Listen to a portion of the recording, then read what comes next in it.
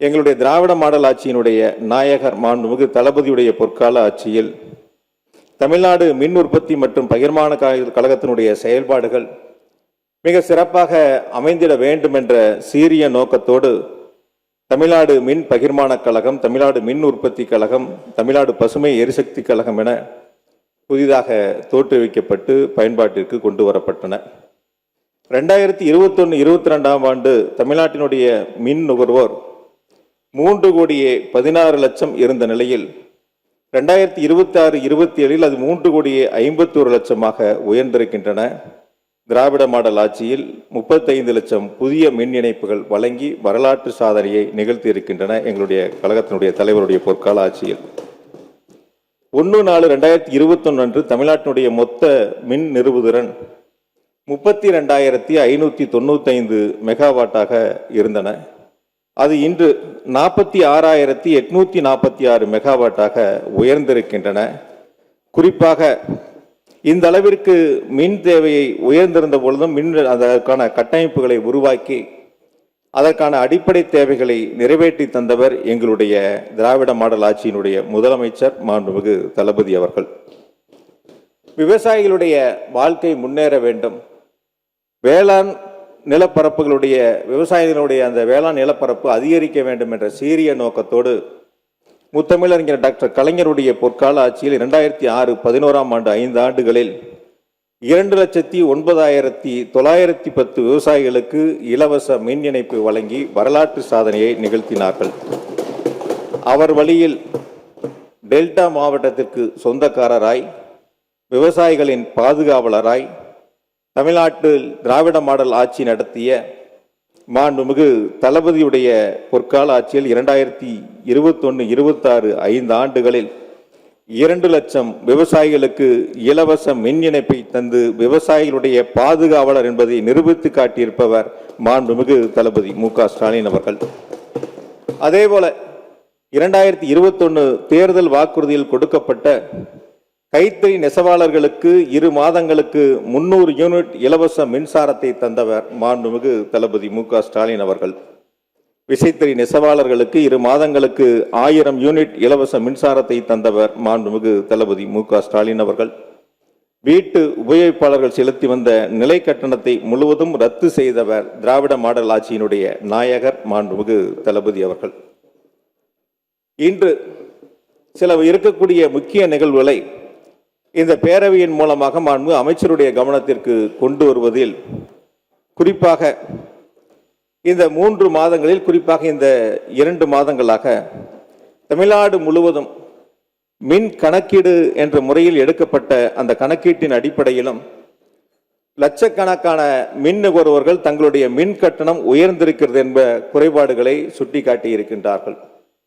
அப்படி சுட்டிக்காட்டுகின்ற பொழுது அது போன்ற குறைபாடுகள் இல்லை, அங்கொன்றும் இங்கொன்றும் இருக்கிறது, அதெல்லாம் சரி செய்யப்பட்டு வருகிறது என்று மாண்புமிகு அமைச்சர் அவர்கள் பத்திரிகைகளுக்கும் பொதுவெளியிலும் தெரிவித்திருக்கின்றார்கள்.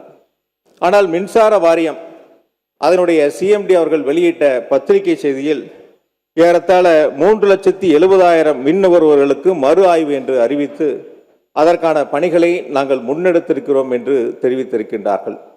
அமைச்சர் ஒரு கருத்தை முன்னெடுத்திருக்கின்ற பொழுது துறையினுடைய நிர்வாகம் என்பது மற்றொரு கருத்தை வெளியிட்டு, குறிப்பாக இந்த அவையின் மூலமாக இந்த அரசை நான் வலியுறுத்துவது, அமைச்சரும் துறையும் ஒன்றாக சேர்ந்து தமிழ்நாட்டு மக்கள் இந்த மின் கட்டணத்தினுடைய குளறுபடிகளால் உயர்வால் பாதிக்கப்பட்டிருக்கின்ற அந்த ஏழை எளிய மக்களுக்கு உடனடி தீர்வை எட்டுவதற்கு இந்த அரசு தீர்வு காண வேண்டும் என்பதை இந்த பேரவையின் வாயிலாக நான் வலியுறுத்துகின்றேன்.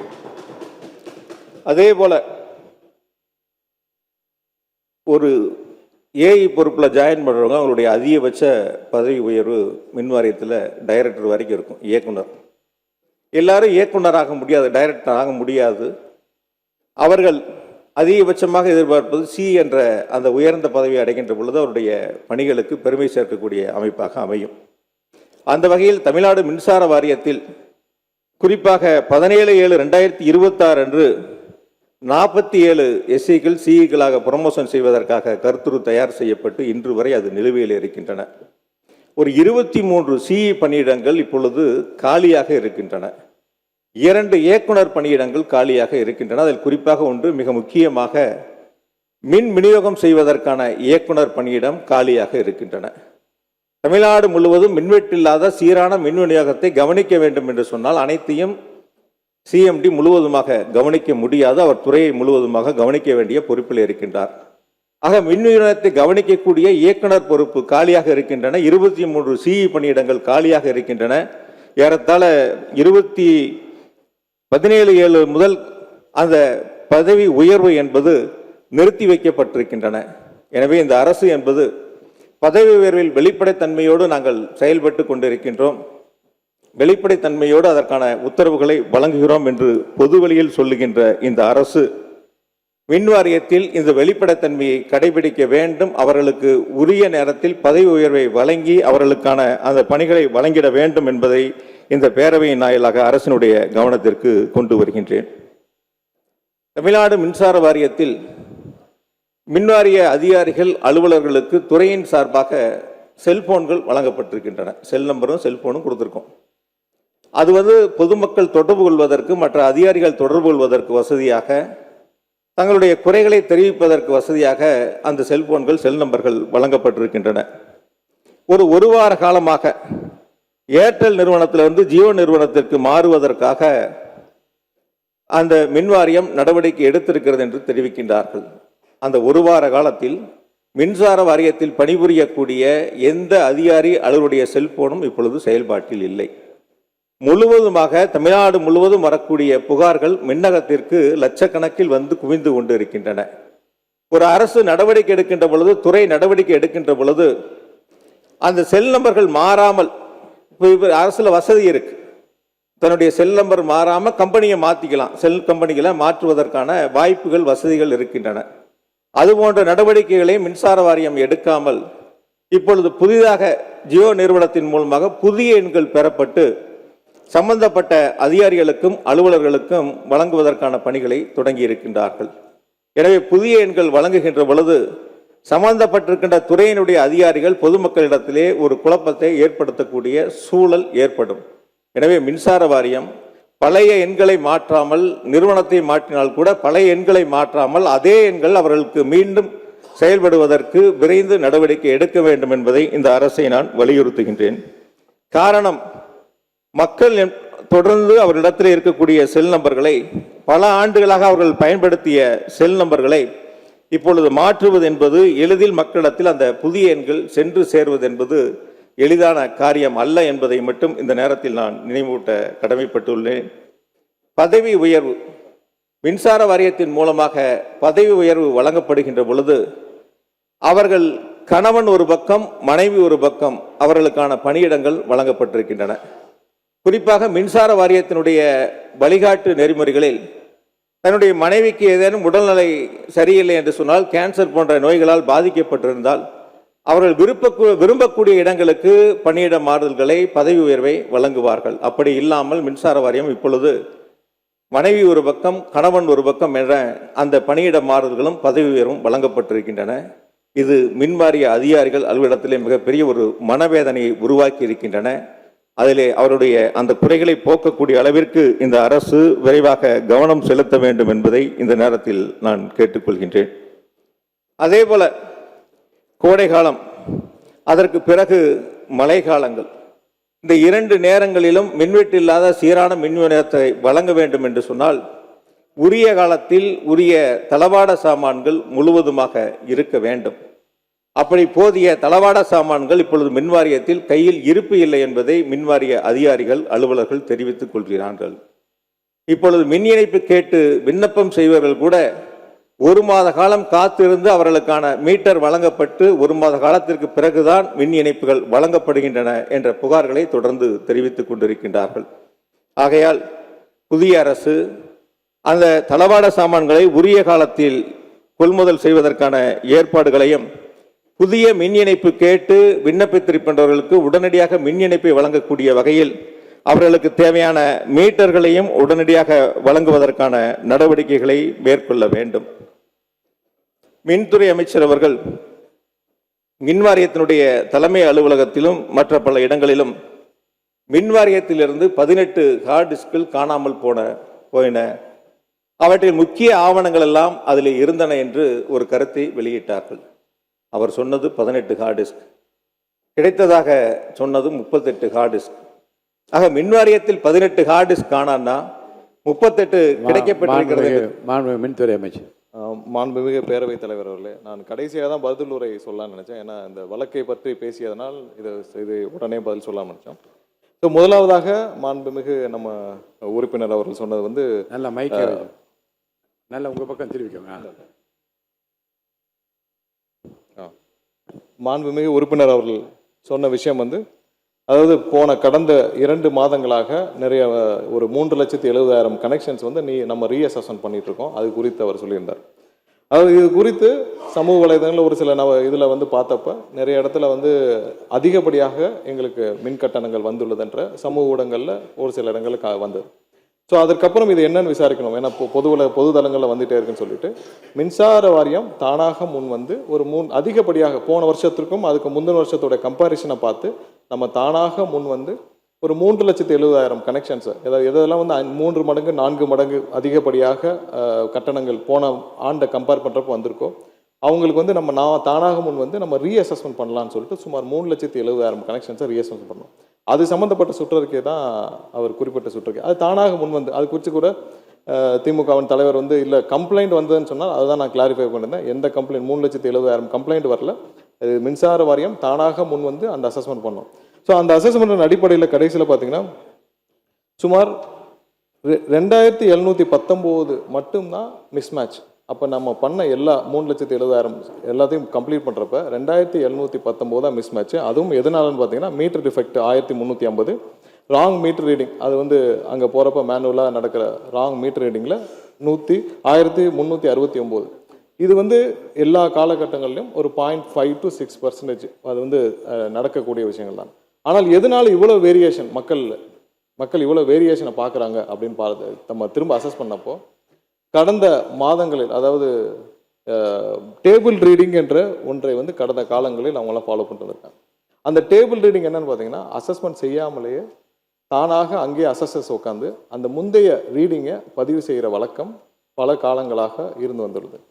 தேர்தல் அந்த மாதங்களில், அதாவது ஏப்ரல் மாதங்களில் அவங்க அசஸ்மெண்ட் எடுக்காமல் முந்தைய ரீடிங்கில் பல இடங்களில், பெரும்பாலான இடங்களில் முந்தைய ரீடிங், அதாவது ஜனவரி மாதம் என்ன ரீடிங் எடுத்தப்பட்டிருக்கோ அதையே பதிவு செய்து வைத்துள்ளார்கள் பெரும்பாலான இடங்களில். ஸோ நம்மளுடைய ஆட்சி வந்த பிறகு எல்லாம் மேனுவலாக கண்டிப்பாக ரீடிங் எடுக்கணும், எல்லாம் அசஸ் பண்ணி பண்ணுறப்போ அப்போ நேரடியாக போகும் பொழுது கடந்த 4 மாதங்களுக்கும் ஏன்னா அந்த ரீடிங் எல்லாம் மொத்தமாக வரும் பட்சத்தில் நிறைய இடத்துல அந்த மிஸ்மேட்ச் இருக்குது. ஸோ அதுதான் முக்கியமான காரணமாக. ஏன்னா இந்த அசஸ்மெண்ட் எல்லாம் முழுவதுமாக முடிந்த பிறகு பெரிய அளவில் எந்த அளவுலையும் மிஸ்மேட்ச் இல்லை. அப்போ என்ன காரணம்னு பார்த்தால் முந்தைய காலங்களில் சரியாக மேனுவலாக போய் ரீடிங் எடுக்காமல், நேரடியாக போய் ரீடிங் எடுக்காமல் அது வந்து டேபிள் ரீடிங் என்ற பெயரில் போட்ட காரணம். அதை வருங்காலங்களில் கண்டிப்பாக நேரடியாக போய் எடுக்க வேண்டும். அதுலேயும் ப்ளூடூத் வழியாக மொபைல் எடுக்கணும்னு சொல்லி வலியுறுத்தி ஆல்ரெடி அதை உத்தரவிடப்பட்டுள்ளது. அடுத்த கட்டமாக நிறைய இடத்துல மின்சார தட்டுப்பாடு இருக்குன்னு சொல்லியிருக்கிறார், அதுக்கான தளவாடங்கள் இல்லைன்னு சொல்லியிருக்கிறார். நம்ம அதுக்கு முன்னாடி ஒரு விஷயம் மட்டும், இந்த மின்சார வாரியம் கடந்த 5 ஆண்டுகளில் பட்ட பாடு நம்ம ஒரு நிமிஷம் விளக்கணும்னு காட்டுறோம். அதாவது நம்ம மாண்புமிகு நம்ம கரூர் கம்பெனி மன்னிக்கணும், கரூர் முன்னாள் சட்டமன்ற உறுப்பினர் திரு சந்திரமன்ற உறுப்பினர், கோயம்புத்தூர் சட்டமன்ற உறுப்பினர், நான் கரூர் சட்டமன்ற உறுப்பினர் நினைச்சேன், கோயம்புத்தூர் சட்டமன்ற உறுப்பினர். அவர் தான் 2021 உட்காருங்க, 2021 இந்த துறைக்கு உட்காருங்க, அதான் சொல்லிட்டு இருக்காங்க. 2021 அண்ணா அவை முன்னவர் 2021 உட்காருங்க, 2021 அமைச்சராக இருந்தார். அதான் நான் தான் திருத்திக்கிறேன்னு சொல்றேன்ல, அமைச்சராக இருந்தார். இல்ல எல்லாத்துக்கும் எதிர்கட்சி தலைவர் சொன்னதை நீக்கிட்டீங்களா?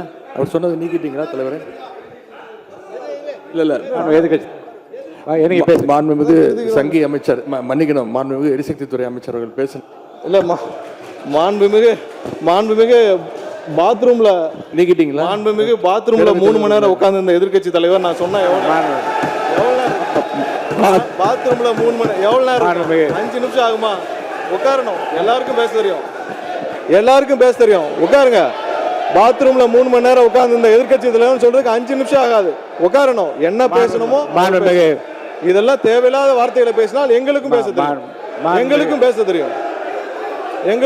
தெரியும். தேவையில்லாத வார்த்தைகளை மாண்புமிகு. பேசினால் எங்களுக்கும் பேச தெரியும். மாண்புமிகு என்னவோ அதுதான் பேசணும். இல்லை மாண்பு உறுப்பினர் இந்த கரூர் மாண்பு உறுப்பினர் இந்த கம்பெனி என்ற வார்த்தையை நீங்க வந்து அவைக்குள் நீக்கிறேன். அந்த கம்பெனி நீக்கிட்டீங்களா? நீக்கியாச்சா? சரி. நீங்களே திருத்திக் கொண்டு நீங்களே பேசி திருத்திக் கொண்டீர்கள். இருந்தாலும் அது அவைக்குள் அந்த வார்த்தை நீக்கப்படுகிறது. சரி சரி, நீக்கியாச்சா? உட்காருங்க. அதான் நீக்கிட்டாங்களா? மாண்பு எதிர்கட்சி நீங்க பேசுங்க. மாண்பு எதிர்கட்சி தலைவர் உட்காருங்க. மாண்பு எதிர்கட்சி தலைவர் உட்காருங்க. மாண்பு எதிர்கட்சி தலைவர் நீங்களே உட்காருங்க. நீங்களே உட்காருங்க. அது பதார் அவரை உட்காருங்க. மாண்பு எதிர்கட்சி தலைவர் நீங்க மட்டும் நீங்க இல்லைங்க. மாண்பு எதிர்கட்சி தலைவரை பேச அனுமதிச்சிருக்கேன். அவர் பேச அனுமதிக்க நீங்களே அதை அப்டேட் பண்றீங்களா? அவர் பேசுறத நீங்க பேசுங்க. நீங்க பேசுங்க. தலைவர் அவர்களே, இப்போ தமிழ்நாட்டில் யார் பாத்ரூமில் எவ்வளோ நேரம் உட்காந்துருக்காங்க அப்படின்னு கண்காணிக்கிறதுக்கு ஒரு தனி அமைச்சர் வச்சிருக்கீங்களா என்பதை நான் கேட்க விரும்புகிறேன். மாண்புமிகு பொதுப்பணித்துறை அமைச்சர் அவர்கள். பேரவைத் தலைவர் அவர்களே, இந்த விவாதம் மானிய கோரிக்கைக்கான விவாதம் எல்லாருக்கும் தெரியும். நான் பேச விடுங்க.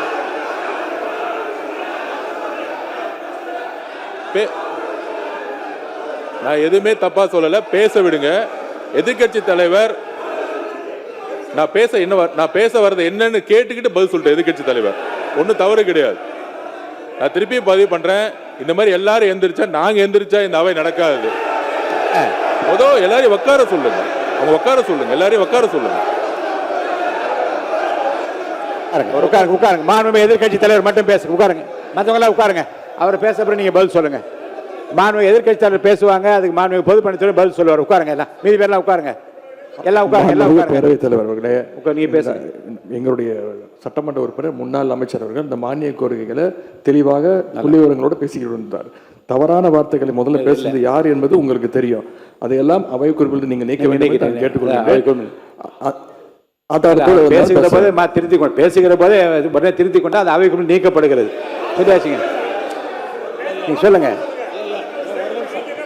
நீங்க திரும்ப பெற்றீங்களா? அப்படியே சொல்லிட்டீங்களா? அவரே சொல்றாரு திரும்ப பெற்றேன்னு சொல்றாரு. அப்புறம் என்ன இதுக்கு மேல என்ன வேணும்? அவரே திரும்ப பெற்றா சொல்றாரு. அவரே சொல்றாரு திரும்ப பெற்றேன்னு சொல்றாரு. அப்புறம் விடுங்க. அதுக்கப்புறம் 2021 காலகட்டங்கள் அமைச்சராக இருந்தார். அவரே சொல்றாரு திரும்ப பெறல என்ன அர்த்தம்? பெற்றாச்சு. வாங்க அடுத்தது பேசுங்க. அந்த 2021 காலகட்டங்கள்ல அமைச்சராக இருந்தார். அதற்கப்புறம் இருங்க, நான் உட்காருங்க. இந்த மாண்புமிகு உறுப்பினர் சீனிவாசன் உங்களுக்கு தனியா ஒரு அவை நடத்தணும்னு நினைக்கிறேன். தயவுசெய்து நீங்க குறுக்க பேசாதீங்க. பின்னர்